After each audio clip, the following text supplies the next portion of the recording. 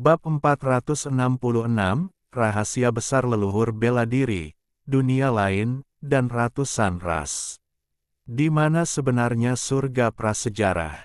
Bagaimana saya bisa masuk? Sepanjang zaman, bahkan para semi-leluhur pun merasa sulit untuk mengetahuinya.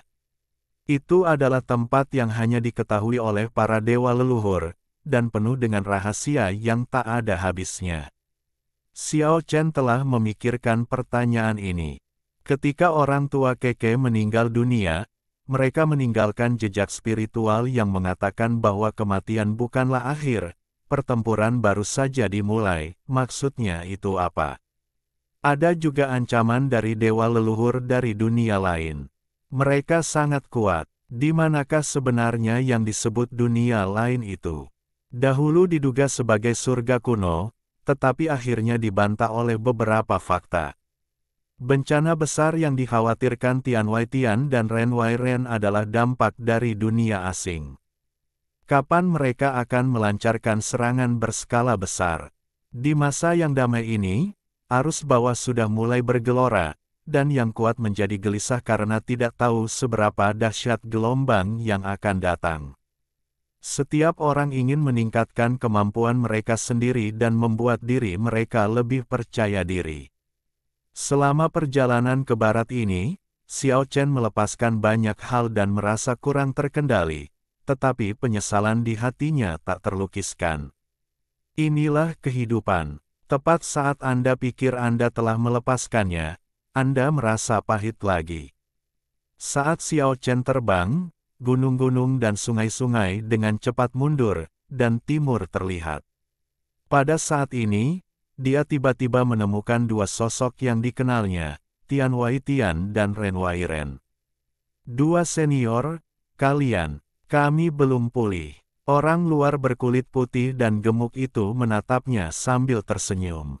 Aku hanya khawatir kau akan bertarung dengan Old Sura dan yang lainnya. Bertarung boleh saja, tapi jangan sampai mati. Aku tidak akan bertarung sampai mati dengan mereka. Aku akan selalu mengingat kata-katamu. Xiao Chen menatap mereka dengan bingung. Saat mereka berada di desa dewa, mereka berdua jelas telah memberinya banyak peringatan, jadi mengapa mereka datang ke dunia manusia sekarang? Kami pikir lebih baik memberitahu Anda beberapa hal untuk menghindari kecelakaan lebih lanjut. Mereka bertiga berdiri di awan dan berjalan di atas awan yang bagaikan kapas. Tian Wai Tian berkata, Limu di desa dewa menemukan bahwa keluarga Hu dan sekte Dewa Matahari tampaknya telah menyerah kepada klan Sura dan klan Tengkorak. Kami khawatir kamu akan bertarung sampai mati dengan leluhur setengah Sura dan Raja Tengkorak. Setiap keluhan pasti ada pelakunya. Aku tidak akan membunuh orang yang tidak bersalah. Aku hanya ingin menyingkirkan Huban dan putra Dewa Matahari, Aolito. Ren Wai Ren mengangguk sambil tersenyum dan berkata, kalau begitu kami akan merasa lega.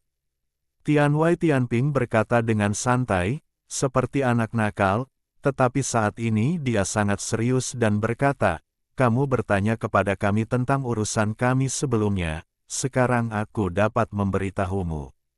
Karena kamu sudah memiliki kekuatan untuk bersaing dengan leluhur setengah, kamu juga harus mengetahui beberapa rahasia yang hanya bisa dipahami oleh orang-orang di level ini. Meskipun Ren Wai Ren terlihat seperti anak setengah dewasa, matanya sedalam lautan. Dia telah hidup bertahun-tahun tanpa akhir. Pada saat ini, dia menatap awan dengan bingung. Setelah sekian lama, dia berkata, bukankah kau pernah bertanya kepada kami tentang 100 ras sebelumnya?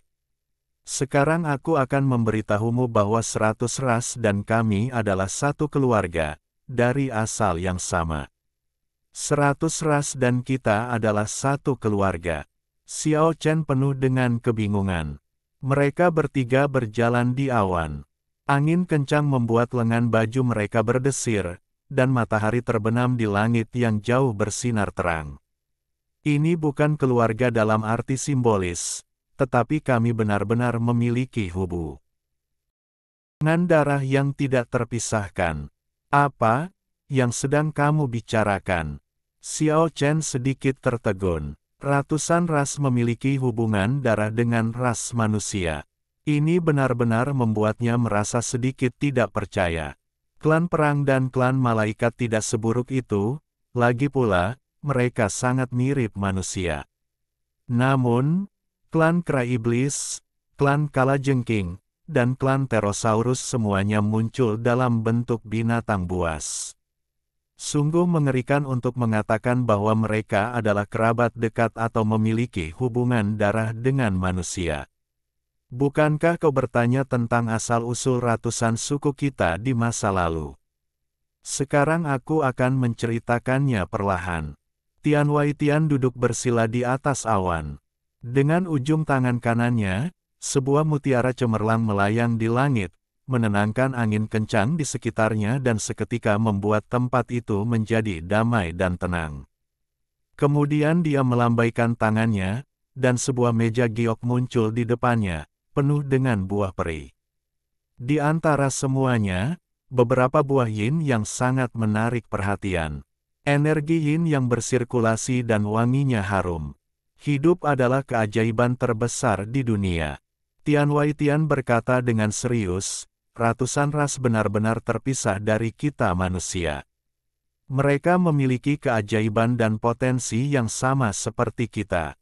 Selanjutnya, Tian Waitian dan Ren Wairen mengajari Xiao Chen pelajaran yang baik, mengungkap misteri kuno untuknya, dan memberitahunya rahasia sejarah yang cukup untuk mengejutkan dunia.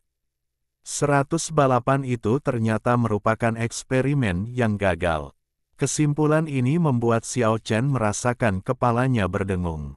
Segalanya begitu luar biasa, terasa seperti mimpi. Seseorang benar-benar memanipulasi evolusi kehidupan.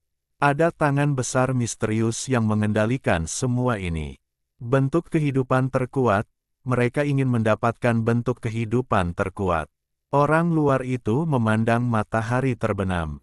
Meskipun matahari masih sangat menyilaukan jika dilihat dari atas awan, ia seolah tidak menyadarinya. Dewa leluhur dari dunia lain. Xiao Chen bertanya dengan cemas, apakah para dewa leluhur dari dunia lain yang mengarahkan semua ini? Berbagai petunjuk membuktikan bahwa memang mereka yang melakukannya. Tian Waitian menghela napas dan berkata, mereka lahir di dunia ini sebelum kita, dan mereka mungkin adalah primata tertua. Mereka ingin menjadi lebih kuat, jadi. Petik 2. Jadi, mereka mengambil bentuk kehidupan yang kemudian berevolusi menjadi primata untuk eksperimen. Setelah Xiao Chen mengetahui faktanya, dia merasa marah dan sedih. Fakta membuktikan bahwa itu benar. Orang luar bersikap acuh tak acuh. Dulu dia marah, tapi sekarang sudah tenang. Semua ini bukanlah sesuatu yang dapat dirasakan oleh Bansu. Itu adalah rahasia yang ditemukan oleh dewa leluhur dan kebenarannya dipulihkan setelah spekulasi. Pada awalnya, sesaat sebelum kematiannya, Senong menceritakan semua ini kepada beberapa semi-leluhur.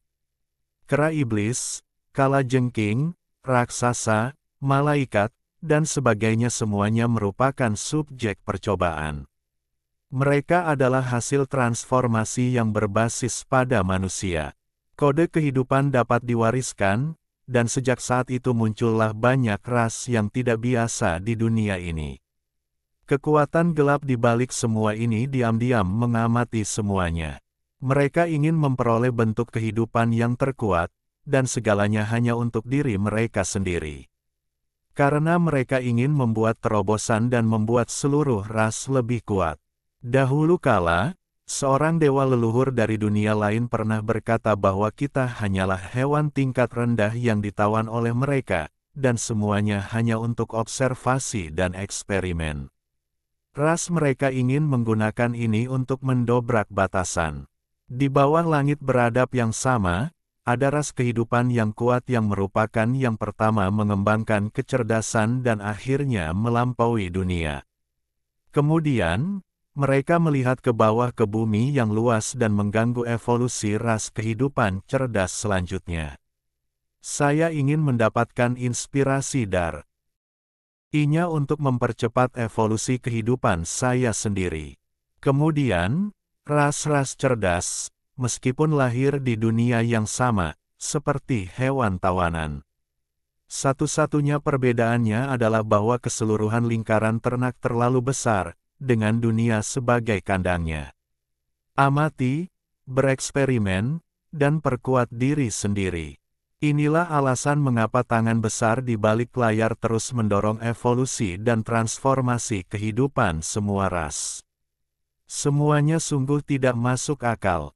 Semua ras adalah satu keluarga dengan kita. Ada yang ikut campur dalam semua ini. Xiao Chen terkejut dan sangat marah pada saat yang bersamaan. Dunia dijadikan sangkar, dan manusia dikurung dalam kurungan antara langit dan bumi. Primata di bawah langit yang beradab hanyalah objek pengamatan dan eksperimen. Kebenaran ini kejam. Xiao Chen mengepalkan tinjunya. Yang lebih kejam lagi adalah ketika skala kita mencapai ukuran tertentu, mereka akan keluar untuk menghancurkan kita, lalu meninggalkan sejumlah kecil spesies api untuk menyaksikan kita berjuang dan berevolusi lagi. Di antara mereka, pasti akan ada beberapa semi-leluhur, karena semi-leluhur adalah fondasi bagi kelanjutan spesies api. Tidak apa-apa jika mereka mengamati dan bereksperimen. Mengapa ini bisa terjadi? Hati Xiao Chen menjadi gelisah.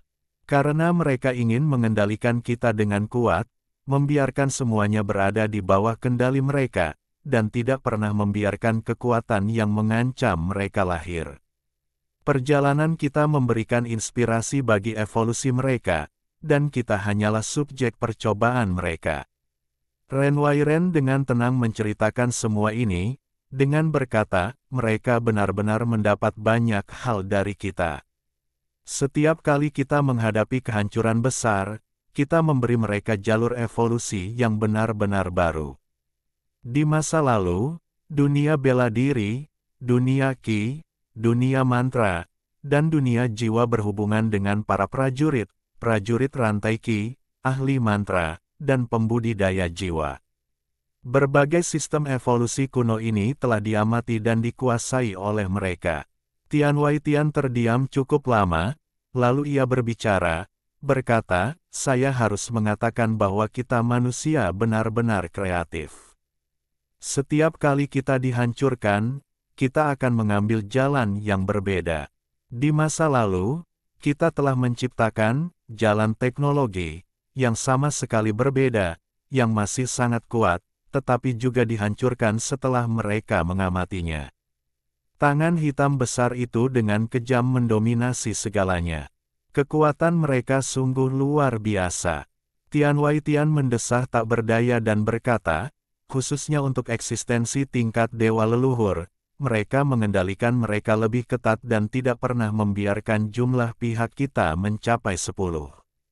Memperhatikan proses keberhasilan manusia dalam mencapai derajat dewa leluhur tentu menjadi inspirasi terbesar bagi mereka, namun mereka tidak berani bermain api terlalu banyak.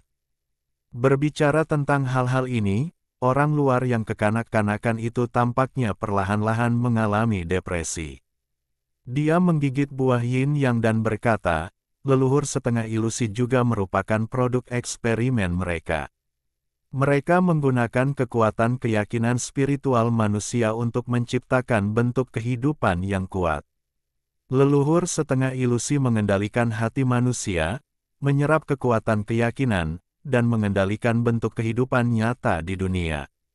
Namun pada akhirnya, bentuk kehidupan ilusi itu pasti ditinggalkan dan dibunuh oleh mereka, dan hanya sejumlah kecil tubuh ilusi yang bertahan hidup. Meskipun diketahui bahwa bentuk kehidupan ilusi yang tersisa, seperti parasit dan cacing penghisap darah, hanya akan dengan rakus menyerap kekuatan spiritual semua makhluk hidup. Namun, untuk melawan para leluhur dari dunia lain, para dewa leluhur hanya dapat mentolerir mereka untuk sementara waktu. Namun, saya tidak pernah berpikir bahwa bentuk kehidupan ilusi yang paling kuat akan berdamai dan bergabung dengan para dewa leluhur dari dunia lain.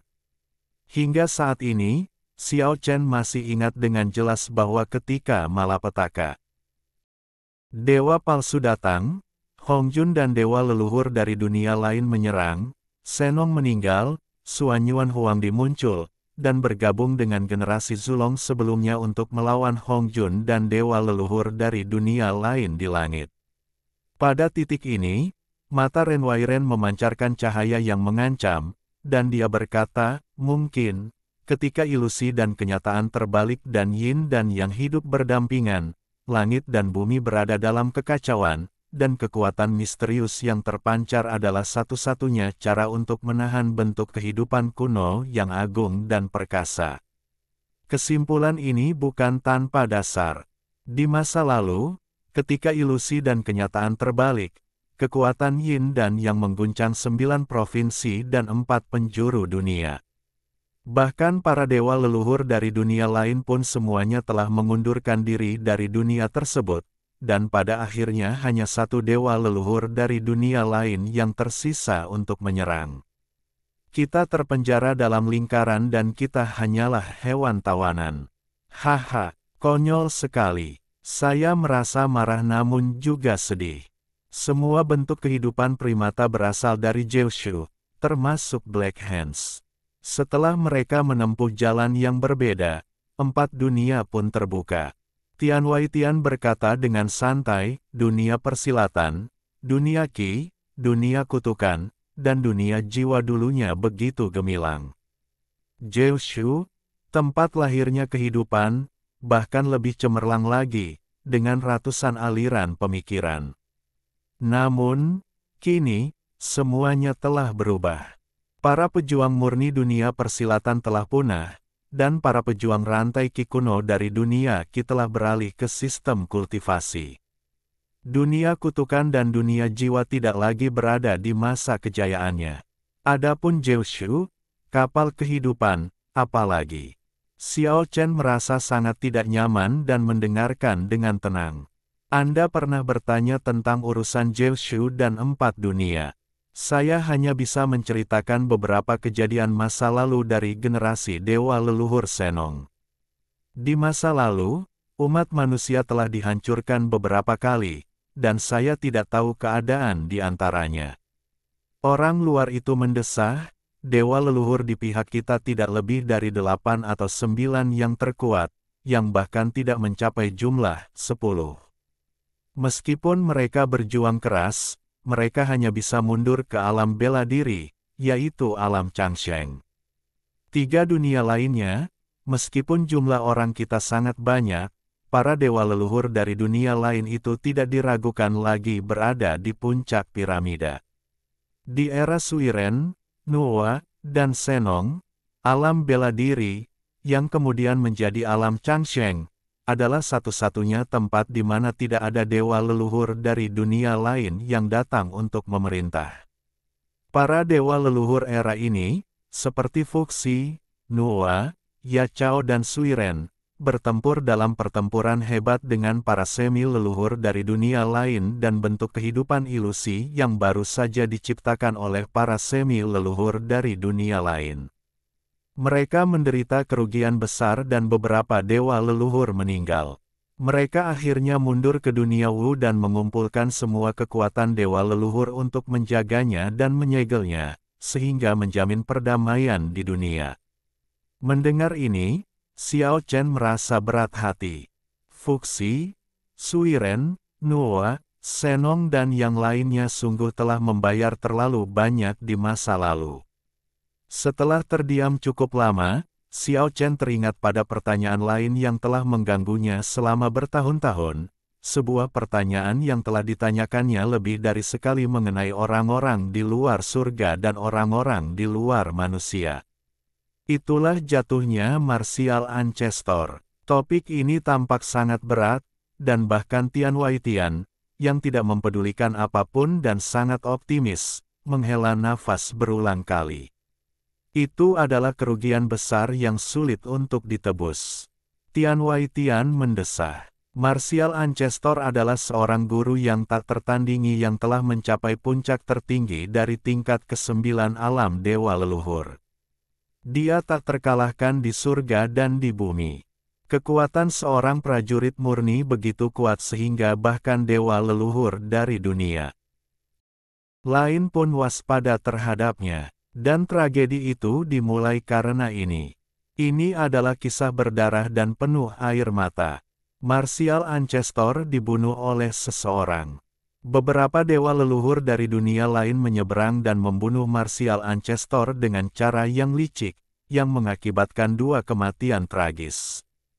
Pada saat yang sama, untuk menghapuskan garis keturunan seni bela diri secara menyeluruh, mereka membiarkan para leluhur tiri dari dunia lain berubah menjadi prajurit rantai ki, perapal mantra, dan pembudidaya jiwa untuk menyerang garis keturunan seni bela diri secara panik. Hal ini menyebabkan perkelahian besar dalam dunia persilatan, di mana mereka bertempur keluar dari dunia itu dan memasuki Kyushu, saling membunuh. Prajurit murni musnah, dan banyak semi-leluhur dari sistem lain juga mati. Itu adalah era yang berdarah, masa yang gelap, dan sejarah yang berdarah dan penuh air mata yang membuat orang mendesah dan meratap. Kata-katanya tidak terlalu banyak. Ketika kabut sejarah terangkat, yang tertinggal hanyalah beban setelah tragedi. Hanya para dewa leluhur dan beberapa semi-leluhur yang mengetahui sejarah menyedihkan ini. Jumlah master dari berbagai sistem yang mundur ke dunia persilatan telah menurun tajam ke titik terendah. Hanya yang hidup yang tahu perasaannya sendiri, dan mereka menjilati lukanya sendiri. Nama Wuji tidak lagi layak disebut, sehingga beberapa dewa leluhur menggantinya menjadi Changshengji yang berarti kehidupan abadi, kedamaian, dan keharmonisan. Mereka ingin melindungi dan menciptakan negara yang ideal. Tetapi benarkah ada dunia keabadian dalam arti sebenarnya? Tidak, dunia keabadian hanyalah mimpi. Sekarang, hampir semua dewa leluhur yang menjaganya telah meninggal. Jika Anda memiliki mimpi di hati Anda, masih ada harapan untuk segalanya. Baik itu Kyushu atau 4 penjuru dunia, cepat atau lambat semuanya akan berubah menjadi alam keabadian. Xiao Chen berbisik pada dirinya sendiri. Sulit, sulit, sulit. Orang luar itu mengucapkan kata, sulit, 3 kali berturut-turut. Di masa lalu, umat manusia hancur beberapa kali, beberapa peradaban hancur, dan semuanya dimulai lagi. Saat ini, kita jauh kurang berdaya dibandingkan sebelumnya. Bagaimana kita dapat benar-benar menciptakan dunia yang panjang umur dan damai? Sekarang, para dewa leluhur hampir semuanya musnah, dan para dewa leluhur dari dunia lain telah turun lagi. Apakah kita akan dihancurkan lagi? Mungkin, tapi mungkin ada variabelnya. Tian Weitian menatap ke langit, seolah sedang melihat tempat misterius, dan berkata, dulu, 4 dunia dan 9 provinsi sudah lemah, tetapi ketika mereka hendak dihancurkan, surga Honghuang campur tangan dan menghindari tragedi. Surga Honghuang, Xiao Chen terkejut. Jangan tanya saya tidak tahu dunia macam apa itu. Tian Weitian menggelengkan kepalanya. Ada banyak variabel di luar dunia. Ren Weiren mengambil alih kata-kata itu dan berkata, misalnya, dunia kematian yang terhubung dengan jurang dosa di kota mati, menurutku itu mungkin tempat lahirnya kehidupan yang hancur. Itu adalah tempat yang tak terbayangkan. Dalam sejarah, ada lebih dari 1 kota mati. 9 lampu menyertai 9 kota, dan kota mati saat ini adalah yang ke-9. Meskipun Ren Weiren dan Tian Weitian benar-benar telah masuk jauh ke dunia kematian, sulit bagi mereka untuk menjelaskannya dengan jelas. Ini adalah variabel. Ketika ilusi dan kenyataan terbalik, dunia kematian memancarkan fluktuasi energi yin dan yang melalui jurang dosa yang membuat para dewa leluhur di dunia lain gelisah, memaksa mereka mundur. Mungkin saya bisa menggunakannya nanti. Mungkin, seperti yang Ren Weiren dan Tian Weitian duga, dunia kematian itu seperti Kyushu, tempat yang penuh keajaiban dan tempat lahirnya kehidupan yang paralel dengan Kyushu. Namun, hal itu telah hancur. Dunia kuno itu tinggi dan megah, penuh misteri yang tak ada habisnya. Bahkan para dewa leluhur mungkin hanya dapat melihat sekilas pintu itu. Matahari telah terbenam, matahari terbenam memudar, dan bintang-bintang bertebaran di atas awan. Xiao Chen menyebutkan monumen surgawi, hal misterius yang membuatnya menjadi seperti sekarang ini. Pada saat yang sama, ia juga menyebutkan apa yang ia yakini sebagai senjata paling ampuh di dunia, manusia batu. Manusia batu itu pecah menjadi 9 bagian dan tersebar di seluruh dunia, dan dijaga oleh beberapa dewa leluhur. Jika itu adalah senjata, itu pasti yang paling kuat. Kala itu, ketika mereka sedang menghadang para dewa asing di gurun dewa kuno, rupanya kekuatan pedanglah yang terwujud, namun nyatanya, Xiao Chen yakin bahwa itu adalah kekuatan manusia batu. Sisa-sisa yang tidak lengkap itu duduk diam di tubuh Xiao Chen, menciptakan patung batu yang sangat besar. Bahkan jika retak kemudian, ia masih dapat bersaing dengan Half Ancestor. Bisa dibayangkan betapa mengerikannya manusia batu yang asli. Sudah kukatakan bahwa umat manusia telah dihancurkan beberapa kali. Tangan hitam yang mengendalikan segalanya telah menghancurkan beberapa peradaban kita. Dan Suiren, Yachao, Fuxi, Senong, Huangdi, dan lainnya hanyalah tokoh-tokoh dari 1 atau 2 peradaban terakhir. Tidak perlu heran dengan berapa banyak tokoh yang mengguncang bumi dan berapa banyak senjata ajaib yang tidak dapat dipahami muncul di masa lalu yang jauh. Bagaimanapun, masa lalu pernah mulia. Meskipun mereka telah jatuh. Kata Tian Waitian. Kata-kata berikut tidak termasuk dalam hitungan kata yang dikenakan biaya. Hari ini, saya telah menghubungkan beberapa jebakan tersebut secara seri. Saya pikir banyak saudara akan merasakan pencerahan secara tiba-tiba. Semua hal yang tidak jelas seharusnya sudah jelas sekarang. Tentu saja, lubang yang lebih besar juga akan muncul, dan lubang-lubang itu masih perlu digali, seperti surga kuno, orang-orang dan benda-benda dari beberapa peradaban yang hancur, bagian terdalam dari dunia kematian, dan seterusnya.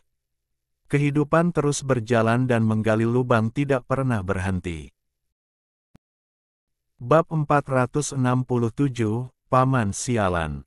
Menatap langit biru dan menatap bumi luas, ternyata kita bukan satu-satunya penguasa, ada bentuk kehidupan yang lebih purba dan perkasa yang telah lahir sebelum kita. Namun, di bawah langit beradab yang sama, mereka memperlakukan kita sebagai objek eksperimen dan observasi, memandang rendah proses evolusi kita. Di mata mereka, kita mungkin hanya hewan rendahan.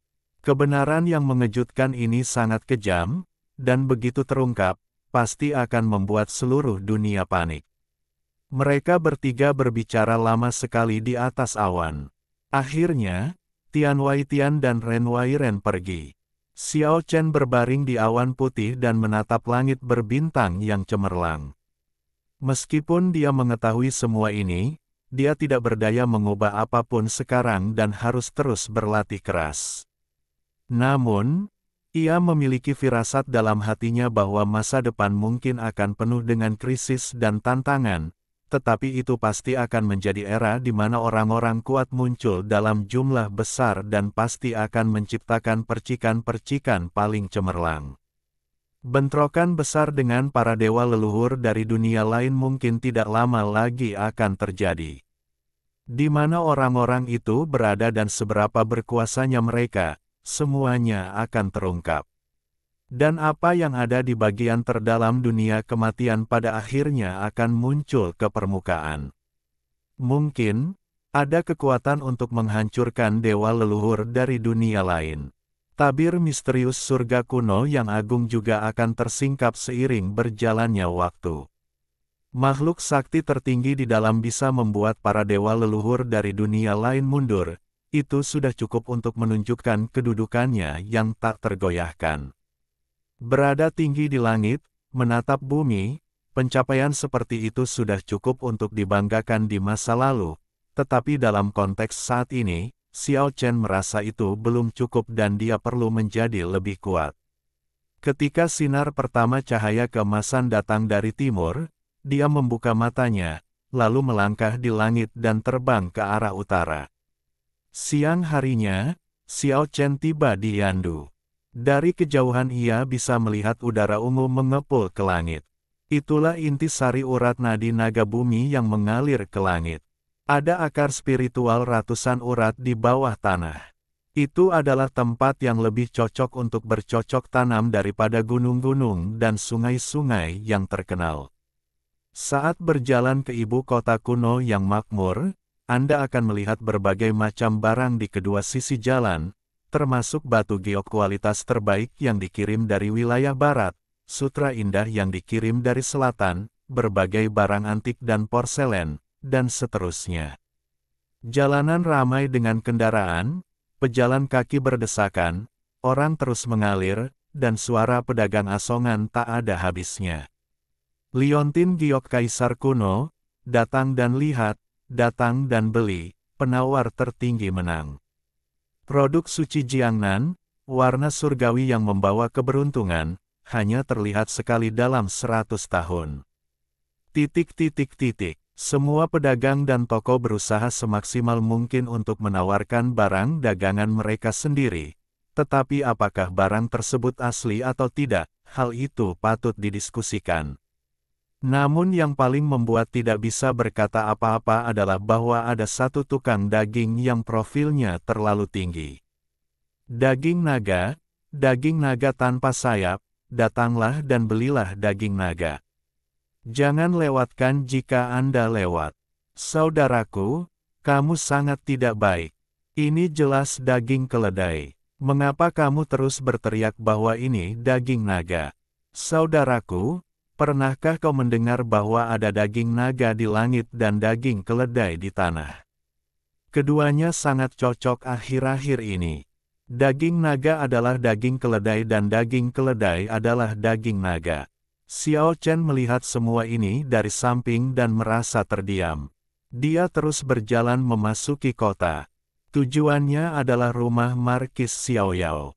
Melihat aneka barang dagangan di jalan dan mendengarkan bunyi-bunyian pedagang asongan yang tiada henti, ia merasakan bahwa semua itu penuh dengan nafas kehidupan.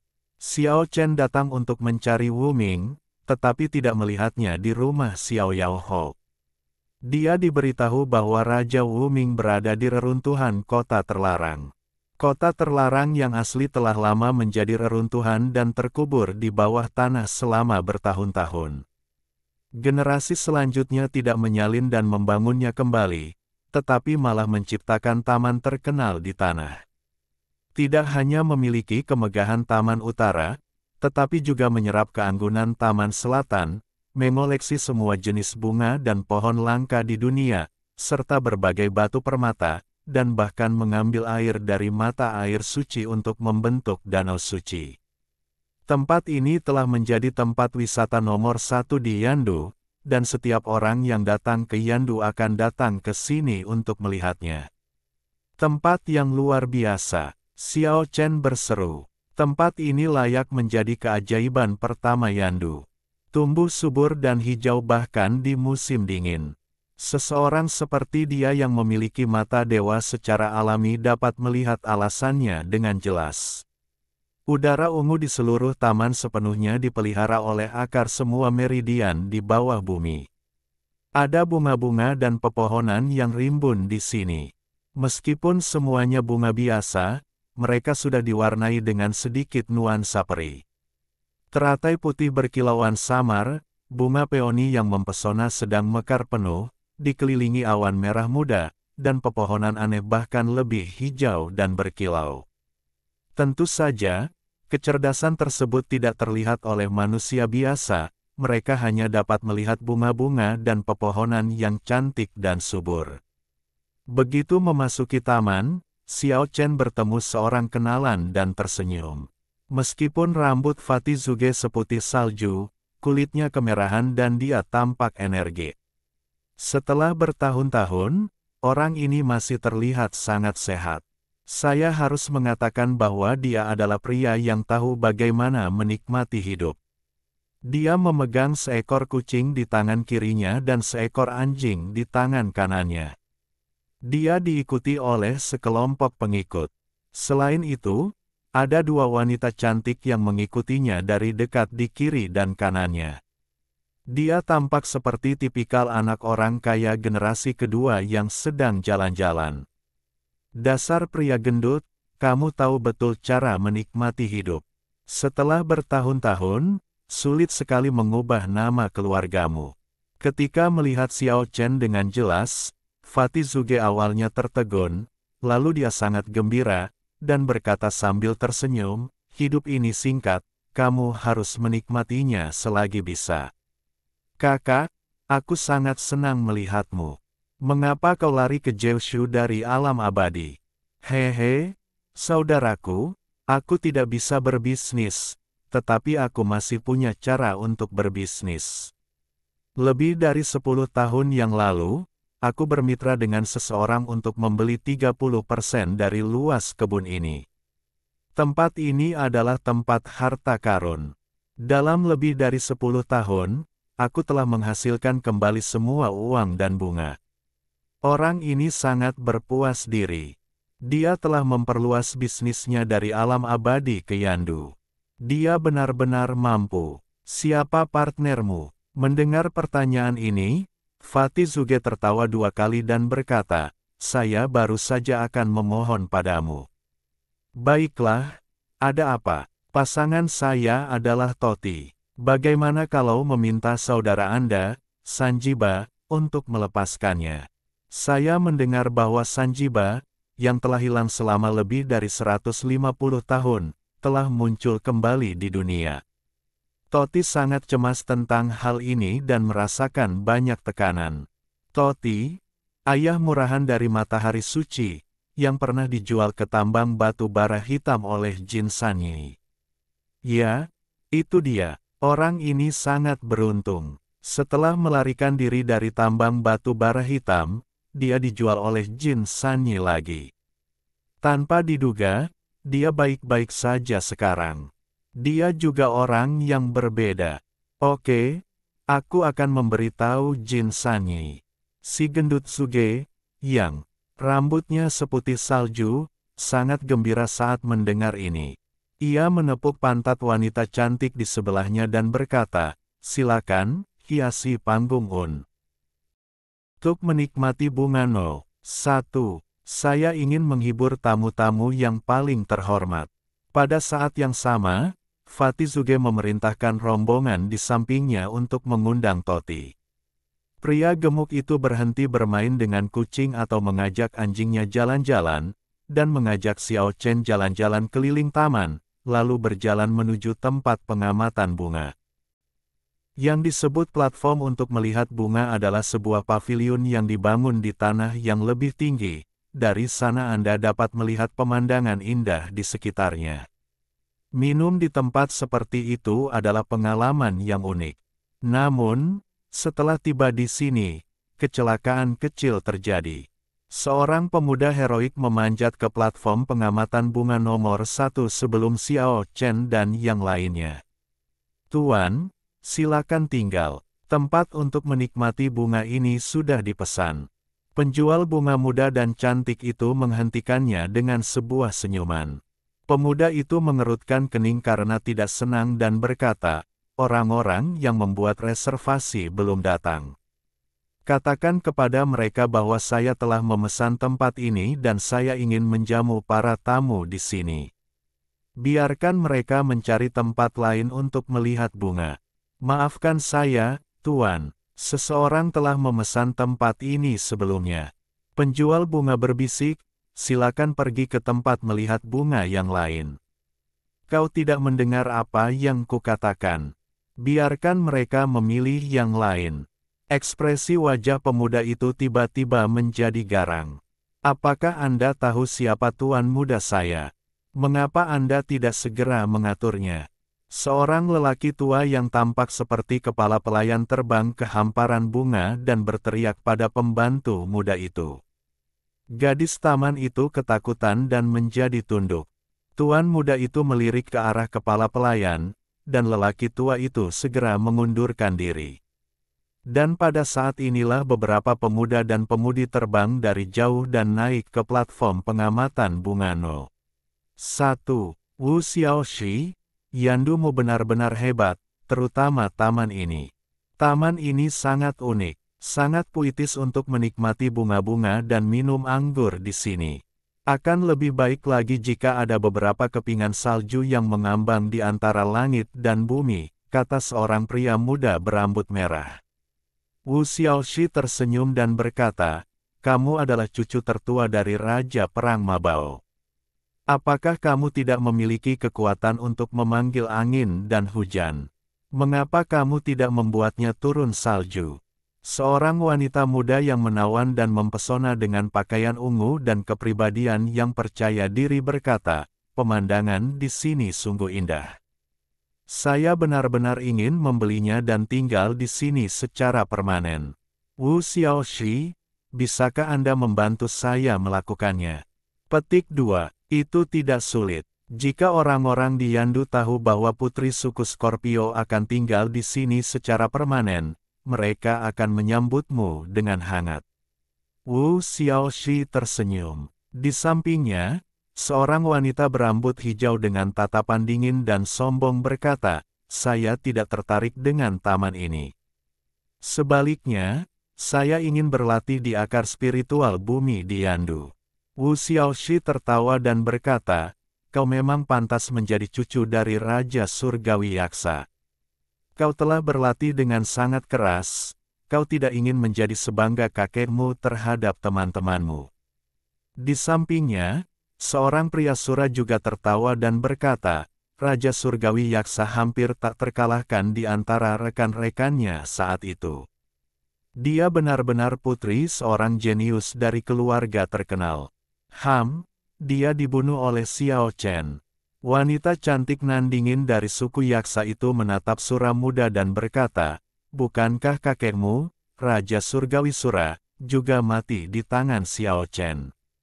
Cepat atau lambat, aku akan memenggal kepala Xiao Chen dengan tanganku sendiri. Pria Sura itu berkata dengan dingin. Cucu tertua Mabao juga mencibir, siapa Xiao Chen? Dia hanya sedikit lebih tua dari kita. Dalam beberapa dekade, aku akan membunuhnya dan membalaskan dendam paman buyutku, Raja Perang Jingpu. Wu Xiaoxi tertawa, benar sekali, C. Cepat atau lambat, kita akan membuatnya merangkak di kaki kita. Wanita Scorpio itu tertawa, berani-beraninya kau menyombongkan diri di sini. Jika Xiao Chen benar-benar datang, kurasa kalian semua akan menciut. Para pendahulu kita semua telah dikalahkan olehnya. Bahkan Raja klanku pun dibunuh olehnya secara pribadi. Wu Xiaoxi tertawa dingin, bahkan jika dia ada di sini, aku berani mengatakan hal yang sama. Dalam beberapa dekade, sulit untuk mengatakan siapa yang akan menjadi yang lebih lemah dan siapa yang akan menjadi yang lebih kuat. Di bawah panggung pengamatan bunga Tianzino. 1. Xiao Chen menyentuh dagunya dan berkata pada dirinya sendiri, apakah aku begitu penuh kebencian? Zhuge si gemuk berambut putih berkata, orang-orang ini semuanya adalah talenta muda dalam beberapa tahun terakhir. Mereka adalah orang-orang terkuat di generasi yang sama. Ada putra Wu Mingwang, cucu tertua dari Raja Perang Mabao, dan cucu perempuan dari Raja Yaksa. Kami telah memesan tempat ini sebelumnya. Xiao Chen berteriak kepada orang-orang di panggung pengamatan bunga. Sebaiknya kau cari tempat lain. Tempat ini sudah dipesan oleh tuan mudaku. Seorang lelaki tua yang tampak seperti kepala pelayan berjalan mendekat sambil mengerutkan kening.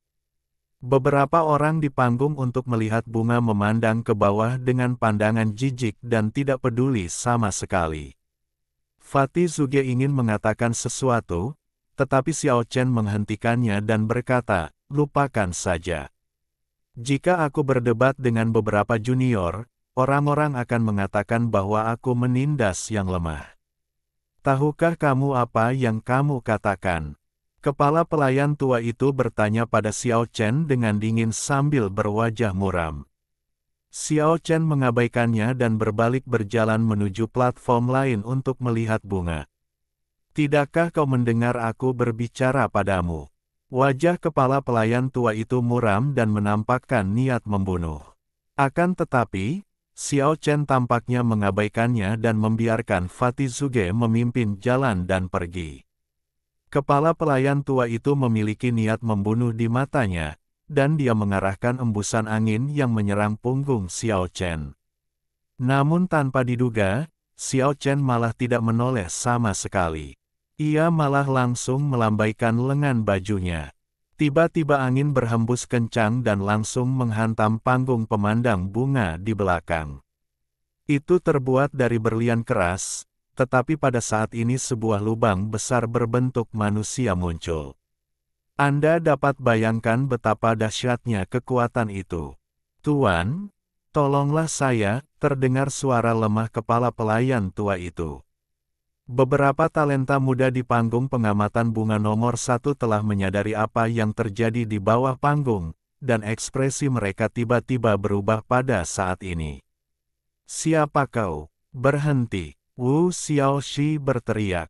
Tetapi pada saat ini, sebuah pemandangan yang mengejutkan Wu Xiaoxi dan lainnya muncul. Menurut legenda, Wu Mingtian Wang, raja yang tak terkalahkan di antara raja-raja surgawi, terbang seperti pelangi emas. Dia mendarat di depan pria itu, membungkuk berulang kali, dengan senyum yang sangat cerah di wajahnya. Bukankah itu ayahmu Wu Xiaoxi? Dia, tampaknya sangat menghormati pria itu. Cucu tertua Raja Perang Mabao menarik lengan baju Wu Xiaoxi dan berkata, siapakah lelaki itu? Bahkan ayahmu tampak sedikit takut padanya. Cucu Raja Yaksa juga tampak bingung. Wu Xiaoxi menggelengkan kepalanya, menunjukkan bahwa dia tidak mengenalnya sama sekali. Wu Ming merasa sangat tidak beruntung di dalam hatinya, tetapi dia tersenyum cerah dan berkata, saya tidak tahu bahwa saudara Xiao datang ke Yandu. Saya minta maaf karena tidak menyambut Anda secara langsung. Mohon maafkan saya. Didampingi olehnya, Xiao Chen dan yang lainnya naik ke platform pengamatan bunga No. 1. Wu Xiaoxi dan yang lainnya menyapa Wu Ming berulang kali. Ini anakku. Wu Ming memperkenalkannya pada Xiao Chen, lalu berbalik dan berkata, Xiaoxi, mengapa kamu tidak datang dan bertemu paman Xiao Chen? Kenali aku. Wu Xiaoxi hendak menyapanya, namun saat mendengar kata Xiao Chen, dia terpaku di tempat, seakan-akan ada tikus mati yang tersangkut di tenggorokannya. Wajahnya memerah dan dia merasa sangat tidak nyaman. Dasar makhluk jahat, kenapa kau tidak pergi dan menyapa pamanmu Xiao? Wu Ming melotot padanya. Wu Xiaoxi terdiam dan hampir mati lemas. Bukan hanya Wu Xiaoxi yang merasa sangat tidak nyaman, tetapi pria dan wanita di belakangnya juga memiliki wajah merah dan ungu, dan mereka merasa sangat tidak nyaman sehingga mereka ingin berteriak. Paman sialan ini, Wu Xiaoxi benar-benar ingin menghunus pedangnya dan bertarung. Namun di bawah tatapan tajam Wu Ming, Wu Xiaoxi masih menggertakkan giginya dan membungkuk, lalu berbisik, halo, Paman Xiao. Xiao Chen tersenyum dan berkata, anak yang baik, kamu sangat berbakat. Tidak perlu membungkuk. Wu Xiaoxi benar-benar ingin mencari lubang di tanah untuk merangkak masuk, dan mengutuk dalam hatinya, sialan, dia terlihat hanya beberapa tahun lebih tua dariku, tetapi hari ini aku membungkuk padanya dan memanggilnya paman. Di belakangnya, beberapa pria dan wanita muda merasa sangat tidak nyaman. Mereka ingin pergi tetapi tidak mau pergi, tetapi mereka merasa tertekan jika tidak pergi. Wu Ming tersenyum dan berkata, kalian juga harus memanggilku Senior Xiao. Sialan Senior Xiao. Semua pria dan wanita sangat marah. Mereka semua tetap diam dan minggir, menolak untuk mendekat. Haha, lupakan saja. Xiao Chen melambaikan tangannya dengan murah hati dan berkata, dari mana semua hadiah ini berasal?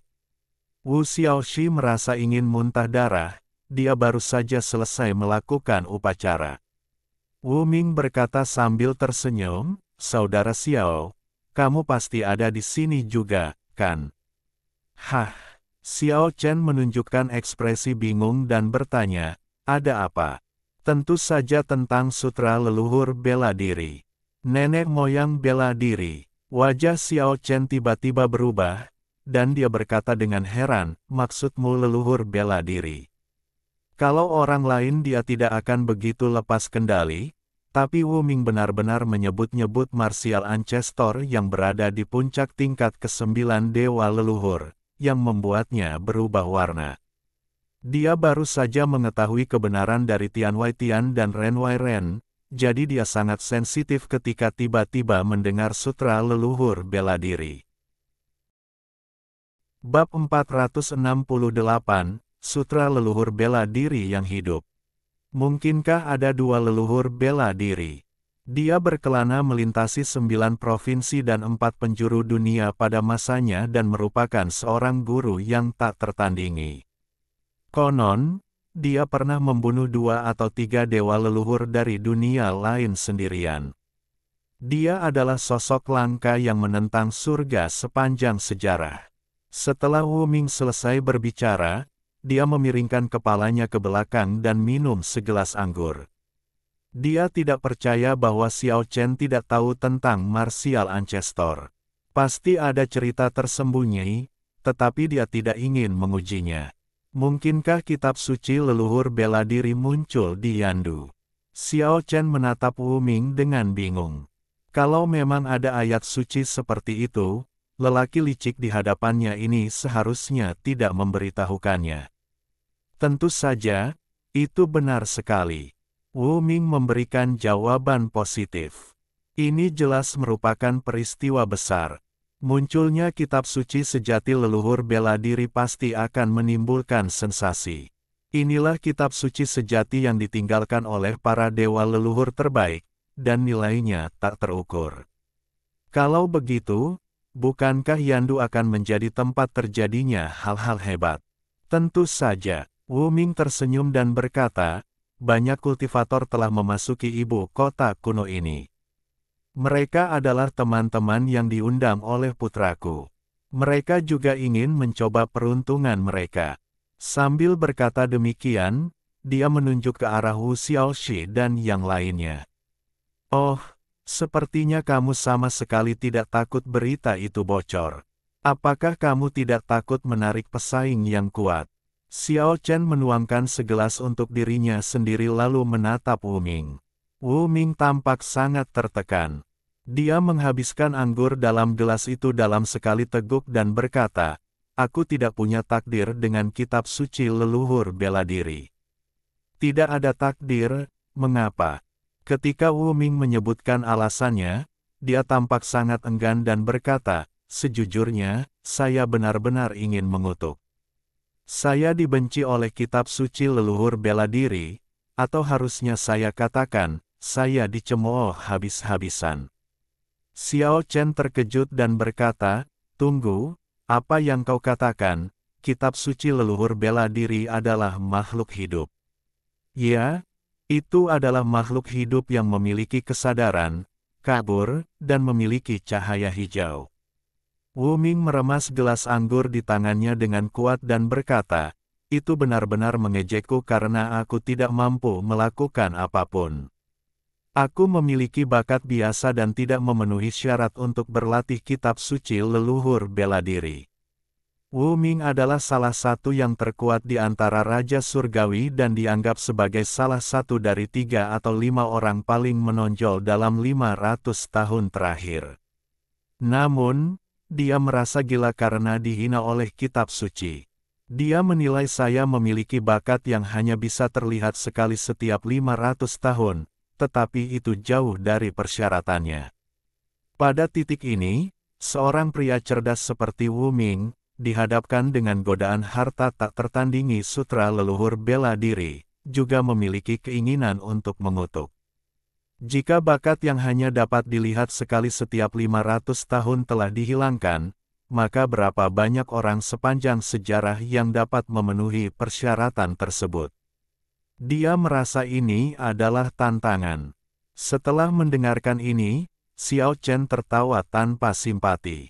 Di samping mereka, Wu Xiaoxi dan beberapa orang lain menggertakkan gigi. Ini terlalu arogan. Mereka sebenarnya bersukacita atas kemalangan orang lain. Itu benar-benar membuat orang ingin mengambil tindakan. Wu Ming tampak tenang dan kalem, lalu berkata dengan penuh arti, akan sulit bagimu untuk dipilih. Sutra leluhur bela diri pernah berkata bahwa jika aku adalah seniman bela diri murni, kau hampir tidak dapat menyampaikan makna sebenarnya kepadaku. Dan kau mempraktikkan kekuatan supernatural, jadi kau secara alami bukanlah seniman bela diri murni. Tentu saja, tidak ada takdir di antara kita. Xiao Chen tertawa bukan karena ia merasa senang, tetapi karena ia tahu apa isi sutra leluhur bela diri. Saat itu, dia bahkan lebih menderita daripada Wu Ming, dan sangat dibenci dan diserang. Fisiknya yang hanya terlihat 20 tahun sekali dinilai sangat buruk. Benar saja, apa yang disebut kitab suci sejati leluhur bela diri pastilah segel seni bela diri. Namun, Xiao Chen bukan lagi orang yang sama seperti sebelumnya, dan potensinya telah terbuka tanpa batas. Jika dia bertemu lagi dengan tanda seni bela diri, dia pasti tidak akan menerima penilaian yang sama seperti sebelumnya. Keadaan nirwana merupakan suatu titik balik. Setelah melewati ambang ini, segalanya mungkin berubah drastis. Mereka yang memiliki bakat luar biasa atau mereka yang memiliki kualifikasi biasa-biasa saja bisa menjadi lebih luar biasa atau lebih biasa-biasa saja setelah melewati ambang nirwana. Namun, ada pengecualian untuk semuanya. Ada pula yang dulunya prestasinya biasa saja, namun setelah mencapai nirwana barulah potensi dirinya yang sesungguhnya muncul ke permukaan, bagaikan terlahir kembali dari abu, kemudian bersinar cemerlang dan memiliki potensi yang tak terbatas. Itu akan membuktikan bahwa potensi sejatinya telah terkubur di masa lalu. Bagi mereka yang dulu berprestasi luar biasa, mungkin setelah nirvana, mereka akan menghilang dan hilang di antara halayak. Itu akan membuktikan bahwa kejayaan masa lalunya tidak lebih dari sekadar pembayaran awal atas potensinya. Ada banyak sekali contoh orang lemah yang bangkit meraih kekuasaan. Dari apa yang disebut 10 penguasa teratas Kekaisaran Shang dan Kekaisaran Romawi, tidak seorang pun tahu berapa banyak yang tersisa sekarang, dan hampir semuanya telah menjadi orang biasa. Chu Xingguang, yang tidak termasuk dalam 10 master teratas saat itu, menguasai kekuatan magis si kembar takdir. Setelah mengalami nirwana, kultivasinya maju pesat. Kecuali 1 atau 2 orang termasuk Jue Dao, dia telah meninggalkan 10 teratas, tahun itu jauh di belakang. Xiao Chen tentu saja merupakan contoh yang jelas. Di masa lalu, ia dievaluasi memiliki kualifikasi yang hanya muncul sekali dalam 20 tahun, tetapi setelah nirwananya, potensi sejatinya perlahan muncul. Ada juga banyak contoh orang kuat yang menjadi lebih kuat, seperti Raja Singa Emas, Zhao Chongyang, Del. Mereka benar-benar telah membuat kemajuan pesat dan selalu diselimuti aura bakat tertinggi. Kitab suci leluhur bela diri ternyata keluar dengan sendirinya. Aku penasaran siapa yang bisa mendapatkannya. Xiao Chen berkata dalam hati. Jelaslah bahwa Wu Zanhun seharusnya menjadi pewaris nominal kitab suci yang sebenarnya. Saya tidak tahu orang mana yang akan dipilih kali ini. Bola cahaya hijau sadar itu bersembunyi di akar leluhur bumi Yandu. Ia merilis berita dan menarik para penggarap dari segala arah untuk datang ke sini guna memilih penerus. Tidak diragukan lagi hal itu akan menyebabkan badai besar. Observasi bunga ini pantas menyandang predikat nomor 1, sebab menawarkan panorama pemandangan taman yang elok. Air terjun dan mata air yang mengalir di taman, tersebar di antara bunga-bunga, pepohonan, dan paviliun, membuat keindahannya menjadi lebih hidup. Jembatan panjang yang terletak di atas ombak itu bagaikan naga giok putih, menambah kesan keindahan magis. Di musim dingin ini, paviliun-paviliun tampak hijau dan asri, bunga-bunga bermekaran penuh, dan mata air mengalir deras, yang sungguh indah. Oleh karena itu, tempat ini menarik banyak wisatawan dan benar-benar merupakan tempat pemandangan yang terkenal di dunia. Saudara Xiao, jika kamu butuh bantuanku, beritahu saja aku. Bahkan jika itu berarti melewati api dan air, aku tidak akan pernah cemberut. Wu Ming berbicara dengan tulus, dengan tatapan penuh arti, tetapi apakah itu dari lubuk hatinya, hanya Tuhan yang tahu. Xiao Chen tiba-tiba tertawa, menuangkan segelas anggur untuknya, dan berkat. Kau tahu aku tidak akan datang kepadamu tanpa alasan. Aku benar-benar punya sesuatu untuk diminta. Aku ingin sekte pemurnian senjatamu membantuku memperbaiki beberapa senjata ajaib. Petik 2. Oh, senjata ajaib macam apa itu? Kurasa harta karun yang dihargai oleh saudara Xiao pasti luar biasa. Dentang, sebuah cahaya menyala, Xiao Chen meletakkan 3 pedang patah di atas meja giok, dan berkata, ini adalah pedang yang patah. Wu Ming menghirup udara dingin, bagaimana mungkin dia tidak mengenali pedang di depannya. Ini adalah senjata dewa mengerikan yang dapat menembus lonceng dewa kaisar abadi, dan menyebabkan banyak masalah baginya saat itu. Sekarang, sebenarnya sudah rusak, sungguh luar biasa. Wu Xiaoxi dan yang lainnya juga berubah warna. Meskipun mereka belum pernah melihatnya dengan mata kepala sendiri sebelumnya, mereka telah mendengar terlalu banyak rumor tentang pedang perang itu. Sulit untuk membayangkan bagaimana mereka bisa rusak. Saya rasa bahkan setengah leluhur pun tidak punya kekuatan untuk menghancurkan mereka. Wu Ming mengerutkan kening dan berkata, bukannya aku tidak ingin membantu. Hanya saja senjata ajaib semacam ini terlalu kuat dan melampaui batas kemampuan sekte pemurnian senjataku. Aku khawatir tidak ada harapan untuk memperbaikinya dengan sukses. Bisakah aku meminjam buku harta karun sekte pemurnian senjata untuk melihatnya? Xiao Chen mengajukan permintaan ini dan menambahkan, saya tidak akan membaca metode kultivasi Anda, hanya bab pemurnian senjata. Yakinlah, saya tidak akan membacanya dengan sia-sia. Ini, wajah Wu Ming tampak sedikit jelek. Aku serius. Aku benar-benar ingin melihatnya. Ketika Xiao Chen mengatakan ini, meskipun dia tampak tenang dan acuh tak acuh, dia secara alami mengungkapkan rasa momentum.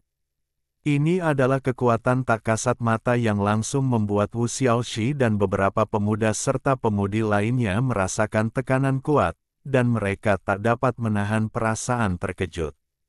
Baiklah, saya akan melaporkannya kepada yang lebih tua. Wu Ming mengutuk dalam hatinya, tetapi harus setuju terlebih dahulu. Pada saat ini, Toti, yang sudah bertahun-tahun tidak terlihat, naik ke platform untuk melihat bunga. Pria ini tidak banyak berubah, dan rambut emas panjangnya berkilau. Dia berbau alkohol dan menyapa para tamu dengan sedikit gugup pada awalnya, lalu tergagap, baru saja. Saya minum beberapa gelas lagi dengan tamu terhormat, jadi saya terlambat. Saya menerima hukumannya. Dia lalu minum 3 gelas sebagai hukuman. Jelaslah bahwa orang ini mabuk. Setelah menghabiskan 3 gelas anggur, dia langsung memegang tangan Xiao Chen dan tidak mau melepaskannya. sambil berkata dengan tidak jelas, "Kakak, menurutmu, aku hidup dengan mudah. Aku sudah dijual beberapa kali oleh Jin Sanyi, dan sekarang si gagap ini terlahir kembali. Aku, tanda pagar Akeong tanda pagar Akeong persen."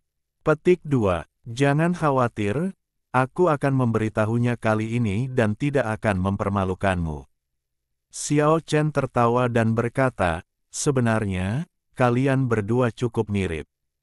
Kalian berdua memiliki sepasang mata yang cerah, dan kalian berdua sangat tampan."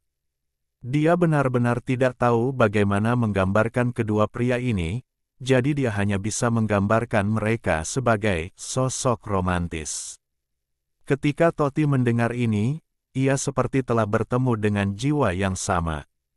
Dia dengan mabuk menceritakan isi hatinya yang terdalam, "Aku punya keinginan terbesar, yaitu mengkhianati si gagap beberapa kali. Aku, waktu itu memberitahu orang lain bahwa dia adalah 13 detik, tetapi aku bukan orang pertama yang mengatakannya, Niu Ren-lah yang menyebarkannya, dan konon itu benar." Dasar mulut besar, si gemuk Zuge menepuk bahunya dan berkata, "Si gagap itu sangat pendendam, jadi berhati-hatilah lain kali." Kepingan salju tiba-tiba melayang di langit dan mendarat di taman yang rimbun, menambah konsepsi artistik. Pada saat ini, perjamuan telah usai, Xiao Chen dan Wu Ming menerobos kehampaan dan memasuki dunia kultivasi. Xiao Chen ingin memperbaiki pedang itu sesegera mungkin. Apakah dia dapat membentuk formasi pedang terkait dengan kekuatan tempurnya di masa mendatang? Di dunia kultivasi, ada banyak gunung abadi dan urat nadi spiritual, serta puncak-puncak yang indah di mana-mana. Aku terbang entah sejauh apa hingga puluhan ribu mil sebelum aku tiba di sekte pemurnian senjata. Gunung suci yang besar itu megah dan indah, dengan energi spiritual yang luas. Burung bangau terbang di atasnya dan rumput yang indah menutupi tanah. Tampaknya seperti tanah suci di bumi. Begitu Wu Ming memasuki gerbang gunung, seorang anak abadi datang menyambutnya. Dapat dilihat bahwa Wu Ming memiliki status yang sangat tinggi di sekte pemurnian senjata. Xiao Chen dibawa oleh seekor burung bangau ke sebuah istana di hutan bambu, menunggu kabar. Ketika para tetua sekte pemurnian senjata menerima laporan Wu Ming dan dengan hati-hati melihat beberapa pedang yang patah, mereka semua terkejut. Mereka adalah ahli dalam pemurnian senjata, dan pedang perang tentu saja sangat mereka kenal. Menurut legenda, ada total 49 pedang seperti itu. Jika dikumpulkan bersama-sama, mereka memiliki kekuatan yang luar biasa. Jika mereka jatuh ke tangan sekte pemurnian senjata kita. Wu Ming buru-buru mengingatkan, "Tetua, saat ini tidak ada leluhur setengah di sekte kita, dan pihak lain adalah sosok yang dapat bersaing dengan leluhur setengah. Anda harus memikirkan cara untuk menyingkirkannya." Xiao Chen diundang ke istana di puncak Gunung Suci, di mana ia diterima oleh 4 tetua setingkat kaisar di tingkat alam pembersihan bumi. "Pedang ini ditempa melawan kehendak surga. Aku khawatir tidak mungkin untuk melanjutkannya.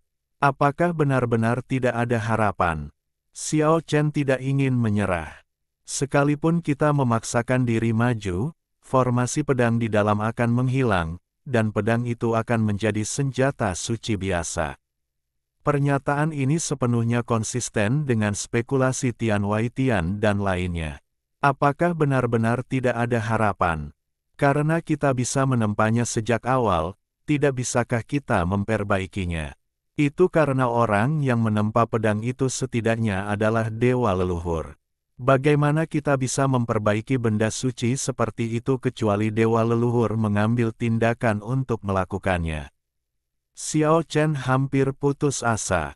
Kondisinya terlalu keras dan dia tidak berdaya. "Hei, ini pedang bawaan, tidak ditempa dengan kekuatan manusia." Seorang tetua tiba-tiba berseru, wajahnya berubah berkali-kali. Apa yang sedang kamu bicarakan? Xiao Chen menatap ke arah sesepuh sekte pemurnian senjata yang sedang memegang pedang patah dan menonton. Oh, tidak apa-apa. Orang tua itu tampak seperti orang abadi, dan saat ini dia tenang dan meletakkan pedang patah itu di atas meja kopi. Xiao Chen langsung tersenyum. Lebih baik mengalami kecelakaan. Jika dia benar-benar dijatuhi hukuman mati, maka tidak akan ada harapan bagi formasi pedang yang sempurna untuk muncul kembali di dunia. Senior, tolong jangan sembunyikan apapun dan katakan padaku. Tiba-tiba aku merasa bahwa pedang ini seolah diciptakan sebelum langit dan bumi, dan tidak ditempa oleh kekuatan manusia. Hanya dengan cara ini pedang ini dapat sesuai dengan legenda. Sang tetua tampak tenang dan berkata, jumlah Dayan adalah 50, dan 49 digunakan. 50 mewakili semua hal di dunia, dan 1 yang tidak digunakan mewakili variabel sebelum kelahiran langit dan bumi. Pernyataan ini dikatakan terkait dengan pedang. Karena ada 1 yang lahir sebelum langit dan bumi, maka pedang ini tidak boleh ditempa oleh kekuatan manusia. Dengan cara ini, bahkan lebih mustahil untuk memperbaikinya. Petik 2. Baiklah, selamat tinggal. Xiao Chen berdiri, berbalik dan pergi. Wu Ming berdiri untuk mengantarnya pergi. Tidak perlu, aku akan kembali ke Jiushu sekarang. Terima kasih, banyak untuk waktumu. Tidak perlu berterima kasih.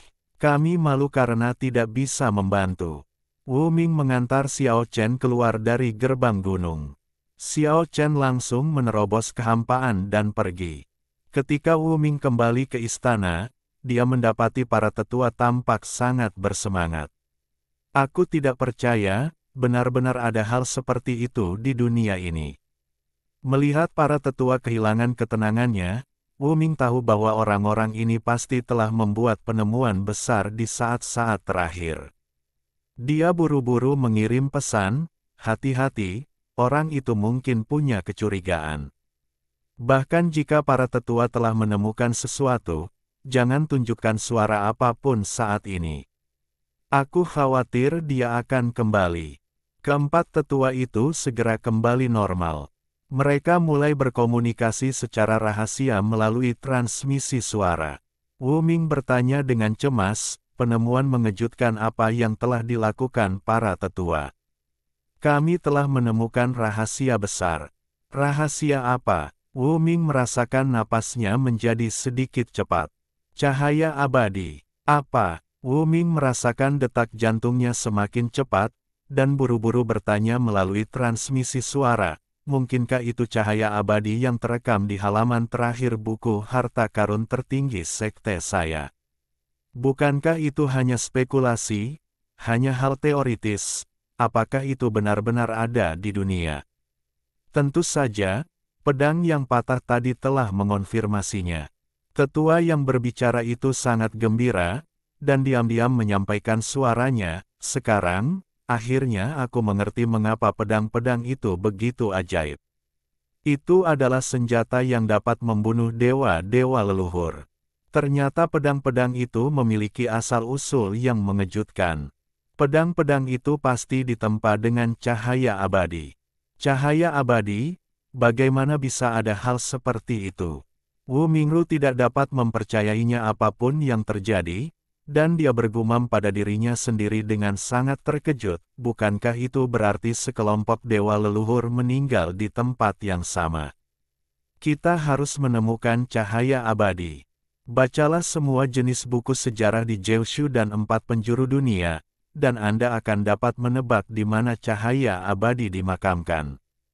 Xiao Chen pergi dan kembali seperti yang diharapkan Wu Ming. Dia diam-diam melihat orang-orang di istana tampak tenang dan tidak menunjukkan reaksi yang aneh. Namun dia tidak pergi, melainkan bersembunyi di gunung suci ini. Dia tahu bahwa orang tua itu pasti mempunyai rahasia yang belum diceritakannya. 3 hari kemudian dia menemukan kesempatan. Dia diam-diam menyelinap ke tempat peristirahatan sang tetua dan menemukannya terkubur di tumpukan buku-buku kuno. Anehnya, ada banyak buku giok, prasasti batu, dan sebagainya. Beberapa tokoh di dalamnya sama sekali bukan berasal dari era beradab ini. Mereka sangat mirip dengan buku-buku surgawi yang digambarkan oleh Tian Wai Tian dan Ren Wai Ren, tokoh-tokoh dari beberapa era yang telah hancur. Orang tua ini benar-benar menemukan sesuatu. Xiao Chen tiba-tiba menyerang dan menggunakan 27 pedang untuk mengisolasi bagian langit dan bumi ini, diam-diam menyegel tempat peristirahatan sang tetua. Lalu Xiao Chen masuk, pakaian tempurnya yang terbuat dari besi gelap memancarkan cahaya dingin dan menakutkan, dengan titik-titik cahaya hitam.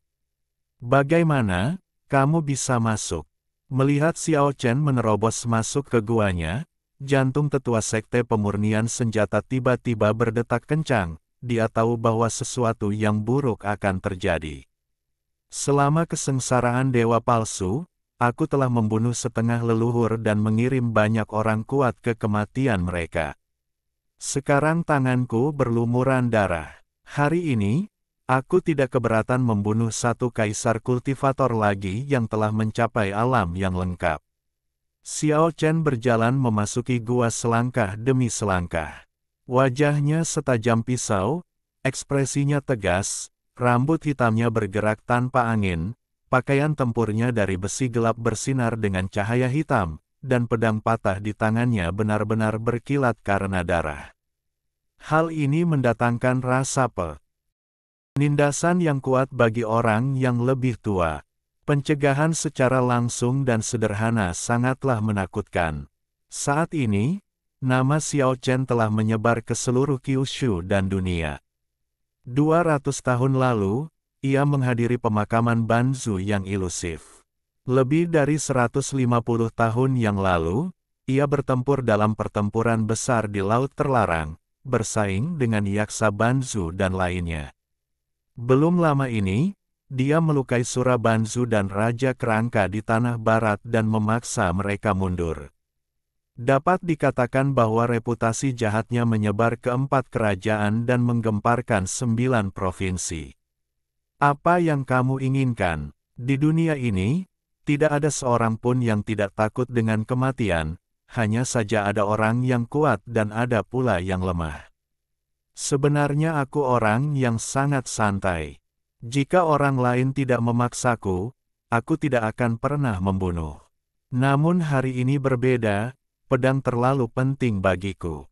Xiao Chen menatap tetua itu dan berkata, "Katakan padaku rahasia yang kau temukan, kalau tidak jangan salahkan aku karena bersikap kejam dan membuat darahmu berceceran dalam 5 langkah. Saya tidak mengerti apa yang Anda bicarakan. Saya benar-benar tidak bisa melakukan apapun untuk memperbaiki pedang itu." Tetua dari Sekte Pemurnian Senjata perlahan-lahan menjadi tenang. "Baiklah, karena kau tidak mau memberitahuku, aku akan membunuhmu lalu mengambil ingatanmu langsung dari jiwamu." Xiao Chen berkata dengan kejam. Penatua ini tidak diragukan lagi merupakan salah satu yang kuat, tetapi dia masih mengubah warnanya dalam situasi ini. "Kamu," wajahnya menjadi gelap dan ekspresinya berubah lagi dan lagi. Dia bilang, "Baiklah, aku akan beritahu kamu. Jangan coba-coba menipuku dengan kebohongan, karena aku akan memverifikasinya dengan para tetua lainnya. Jika ada penyimpangan, jangan salahkan aku karena bersikap kasar. Sekte Pemurnian Senjatamu mungkin sangat kuat, dengan formasi pertempuran yang tak terhitung jumlahnya, tetapi jika aku ingin menyerang seseorang secara diam-diam, itu masih sangat mudah." Xiao Chen tampak muram. "Baiklah, aku akan mengatakan yang sebenarnya. Kami menemukan cahaya abadi, dan pedang itu ditempa darinya." Orang tua itu mengatakan kebenarannya dengan tidak berdaya. Apa itu cahaya abadi? Xiao Chen belum pernah mendengarnya sebelumnya dan tampak ragu. "Itu adalah buku harta karun tertinggi Sekte Pemurnian Senjata kami. Apa yang tercatat di halaman terakhir adalah semacam cahaya ilahi yang dispekulasikan oleh pendiri sekte pemurnian senjata kami. Itu adalah hal yang teoritis. Hanya beberapa sekte paling kuno yang memiliki spekulasi dan catatan tentang hal semacam ini. Saya ingin melihat halaman terakhir buku Harta Karun Agung Anda. Xiao Chen mengajukan permintaan ini secara langsung. Ketika Xiao Chen membuka buku yang disalin itu, dia membalik halaman terakhir dan membacanya dengan saksama. Di tempat, dia menunjukkan ekspresi sangat terkejut. Belum lagi berbagai kemampuan luar biasa dan efek ajaib dari cahaya abadi, pembentukannya saja sudah terlalu mengerikan. Setidaknya 10 dewa leluhur diharuskan mati di tempat yang sama. Jiwa mereka abadi, tetapi kesadaran mereka tersebar. Cahaya ilahi yang terbentuk dari pembakaran jiwa murni para dewa leluhur tidak akan pernah padam dan dikenal sebagai cahaya abadi. Apakah ada tempat seperti itu di dunia ini, di mana lebih dari 10 dewa leluhur dimakamkan bersama? Xiao Chen benar-benar tercengang.